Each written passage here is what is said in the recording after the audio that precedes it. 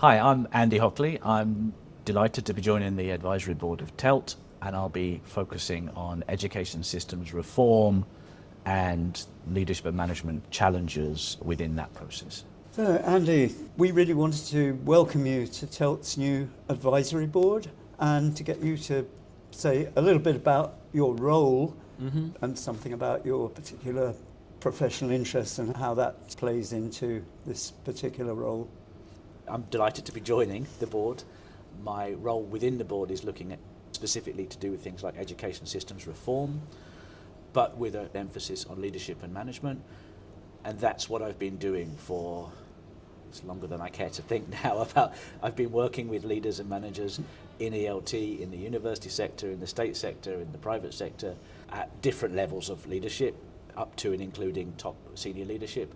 I'm interested in things like managing change and managing projects, which obviously are very key to the kind of work that TELT does.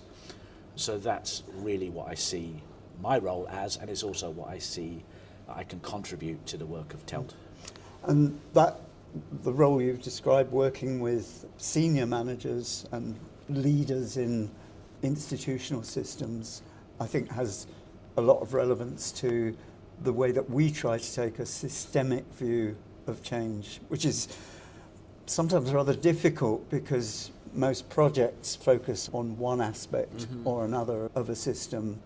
And I think something we're interested in is trying to join those dots. The systems work. Yeah. Because that's obviously very, very crucial within any kind of organisation, whether it's a specific institution or organisation, or it's even like an entire nation's education system or whatever aspect of it. The systems thinking, as Senge called it, is crucial. The idea of kind of that all of these things are connected. You can't work on one and have no effect on another. Exactly. There's a sort of cliche about change coming from the top. Have you found that to be true? If you can make significant changes at the top of a system, does it always permeate through? Yes, it can. I mean, my ideal is that change comes from the bottom, but change tends to be handed down rather than bubble up. I think the change has to be handled very well, and there has to be people at all levels working on that change. And everybody who's involved in the change needs to have some level of understanding of what's going on and be able to talk to somebody who's part of the, let's call it the team. But the team has to include people at all the different levels. Buy-in at every level of the system. It has to be not just buy-in. I think you can maybe get buy-in on some level, and sometimes people feel like they have to buy in, which isn't really buy-in. I think it's more than buy-in, it's actual listening to people, it's empathy, to make sure that you get people really on board. And it's not just that they said, yes, okay, I'm okay with this change. It's, yes, I'm okay with this change, but actually at the moment I don't really understand what I'm supposed to do.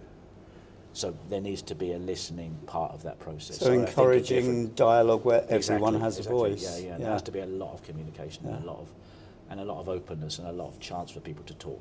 I mean, it seems to me that the role that you will have with us is not going to be confined to one area. It's going to have an impact on everything else that we're doing. I mean, obviously any kind of educational projects involve change. I mean, otherwise what's the point? So change and projects and leadership, and they also involve leadership. That kind of permeates everything, really. Okay, Andy, thank you very much indeed. Thanks for your time and for explaining your role. We look forward to working further with you. And I'm looking forward to working further with you too. I'm working further with TELT. Thanks very much.